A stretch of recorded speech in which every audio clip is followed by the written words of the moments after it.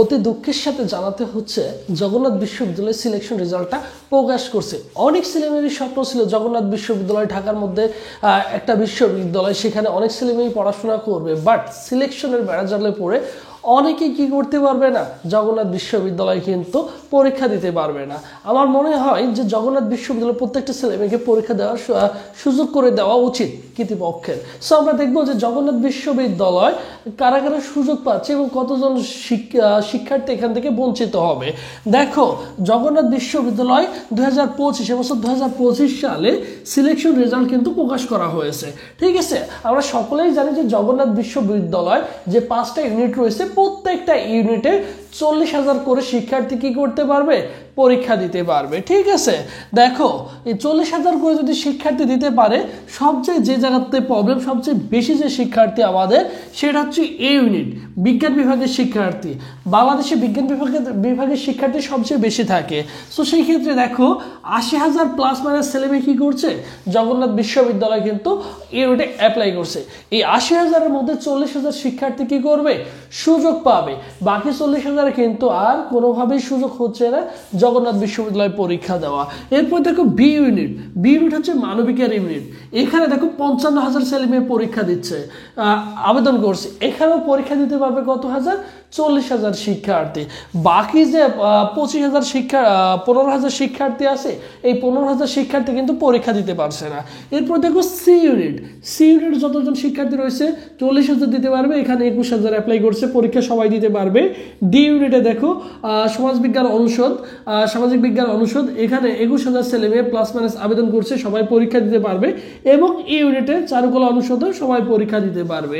So আমাদের দুইটা problem, সেটা হচ্ছে একটা হচ্ছে এ ইউনিট বিজ্ঞান এবং বি ইউনিট হচ্ছে মানবিক। এই দুইটা ইউনিটের ক্ষেত্রে বলি, কারণ এই দুইটা ইউনিটের আমার মনে হয় যে প্রত্যেকটা ছেলেমেয়েকে পরীক্ষা দেওয়ার আর সুযোগ করে দিলে হয়তো বা কর্তৃপক্ষর কাছে আকুল আবেদন থাকবে, যদি এই দুইটা করে দিত তাহলে সকলেই হচ্ছে পরীক্ষা দিতে পারতো। পরীক্ষা দেওয়ার পরে সে চান্স পাক বা না পাক, তখন তার কোনো আফসোস থাকবে না।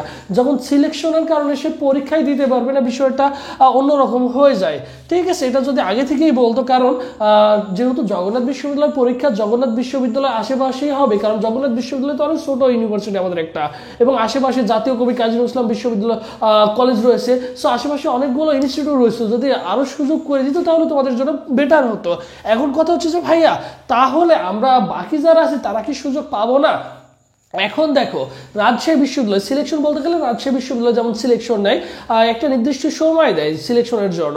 দেখা যায় যে একটা নির্দিষ্ট 3 দিন বা 4 দিন সময় দিত, এর মধ্যে অত প্রথম যে 40,000 মনে করছে, এখানেও তো সেম তাই করবে। যেহেতু 80,000-এর মধ্যে 40,000 শিক্ষার্থীকে হচ্ছে তোমাদের সুযোগ দিবে চূড়ান্ত অ্যাপ্লাই করার জন্য। দেখা যায় এই 40,000-এর মধ্যে কিন্তু সবাই কিন্তু চূড়ান্ত আবেদন করে না। আমাদের এক্সপিরিয়েন্স আছে, কারণ রাজশাহী বিশ্ববিদ্যালয় এরকম দেখা যায় 4টা-5টা মেরিট লিস্ট পর্যন্ত গিয়ে দেখা যায় যে 40,000 পূর্ণ হয়, বা যেহেতু 75,000 পূর্ণ হতো রাজশাহী বিশ্ববিদ্যালয়, এখানেও দেখা যাবে প্রথম যে 40,000 শিক্ষার্থীকে সুযোগ দিচ্ছে, হয়তো 40,000 প্রথম ধাপে করবে না তারা। দেখা যাবে হয়তো বা আসন প্রথম ধাপে হয়তো মনে করো 35,000 ছেলেমেয়ে হয়তো বা কি করতে পারে, 35-36,000 ছেলেমেয়ে হয়তো বা চূড়ান্ত আবেদনটা করতে পারে। তাহলে মোটামুটি মনে করো এখনো 5,000 আসন ফাঁকা থাকবে, বা ধরে নিলাম যে যেটা হয় রাজশাহী বিশ্ববিদ্যালয় হতো আর কি। সো ওখান থেকে এক্সপিরিয়েন্স নিয়ে বলছি, তাহলে মনে করো আরো 5,000 শিক্ষার্থী সুযোগ পায়। যদি কর্তৃপক্ষ পরবর্তীতে সুযোগ দেয়, যেহেতু আমাদের দেখো চূড়ান্ত আবেদনের ডেটটা হবে 17 থেকে 30 ডিসেম্বর 2024, 17 থেকে 30 ডিসেম্বর 2024, মানে এতদিন সময় দিয়েছে চূড়ান্ত আবেদন করার জন্য। সো এই ডেটটা পার হওয়ার পরে যদি 40,000 যতজন মনে করে সে 40,000 শিক্ষার্থীদের মেধা তালিকাতে প্রদান করে, যেহেতু 40,000 শিক্ষার্থী সিলেক্টেড হয়েছে, 40,000 শিক্ষার্থীকেই পরীক্ষা দেওয়ার সুযোগ দিবে। যদি মনে করে 35,000 শিক্ষার্থী করলো, যদি 5,000 আসন ফাঁকা থাকে, পরবর্তীতে কি করবে সেটা হচ্ছে কর্তৃপক্ষ জানে। তবে আমার মনে হয় যে পরবর্তীতে হয়তো বা রাজশাহী বিশ্ববিদ্যালয়ের মতো সুযোগ দেবে। সো সেম ক্ষেত্রেও তাই। দেখো এখানে মনে করো যদি বি ইউনিট হয়, মোটামুটি এই 45,000 পর্যন্ত ছেলেমেয়ে হয়তো বা সুযোগ পাবে, ইউনিট হয়তো বা 45,000 পর্যন্ত সুযোগ পাবে, যদি ওই রকম সিস্টেমের মধ্যে বা ওই রকম প্রসেসিং এর মধ্যে যায়। আর যদি মনে করো না যায়, তাহলে হয়তো বা দেখা যাচ্ছে যদি চূড়ান্ত আবেদনের 40,000 ছেলেমেয়েদের সিলেকশন রেজাল্টটা প্রকাশ করছে, চূড়ান্ত আবেদন যদি 35,000 করে, তাহলে হয়তো বা ফাইনাল পরীক্ষায় তোমাদের কি করবে, চূড়ান্ত পরীক্ষা হয়তো বা 35,000 শিক্ষার্থী পরীক্ষায় অংশগ্রহণ করবে। করবে, ঠিক আছে। তাহলে দেখো চূড়ান্ত আবেদনের ডেটটা যদি আমরা জানতে চাই, দেখো 17 থেকে 30 ডিসেম্বরের মধ্যে হচ্ছে চূড়ান্ত আবেদন হবে এবং চূড়ান্ত আবেদন ফিটা হচ্ছে দেখো 700 টাকা। তোমাকে কিন্তু জগন্নাথ ইউনিভার্সিটির যে আমাদের অফিসিয়াল ওয়েবসাইট রয়েছে ওই অফিসিয়াল ওয়েবসাইটে তোমার কি করতে হবে, পেমেন্ট করে দিতে হবে, তাহলে তোমার কিন্তু চূড়ান্ত আবেদনটা হয়ে যাবে। আর তুমি যেহেতু একজন ভর্তি যোদ্ধা, অবশ্যই ভাইদের ইউটিউব চ্যানেল সাবস্ক্রাইব করে রাখাটা হচ্ছে বুদ্ধিমানের কাজ হবে, কারণ এখানে ভর্তি বিষয়ক সকল রিলেটেড তথ্য, আপডেট, নিউজ, গাইডলাইনগুলো তুমি কিন্তু এখানে অনায়াসেই পেয়ে যাবে। এর জন্য অবশ্যই ভাইদের ইউটিউব চ্যানেল সাবস্ক্রাইব করে রাখাটা হচ্ছে বুদ্ধিমানের কাজ হয়। সো মোটামুটি হচ্ছে সিলেকশন রেজাল্টটা পেয়ে গেছো। সো তোমরা দেখো, তোমাদের যাদের 50,000-এর উপরে রয়েছে, তোমাদের আসলে পরীক্ষা দেওয়াটা আসলে অনেক কষ্টসাধ্য ব্যাপার হয়ে যাবে জগন্নাথ ইউনিভার্সিটিতে, হয়তো বা তোমরা সিলেকশন হবে না।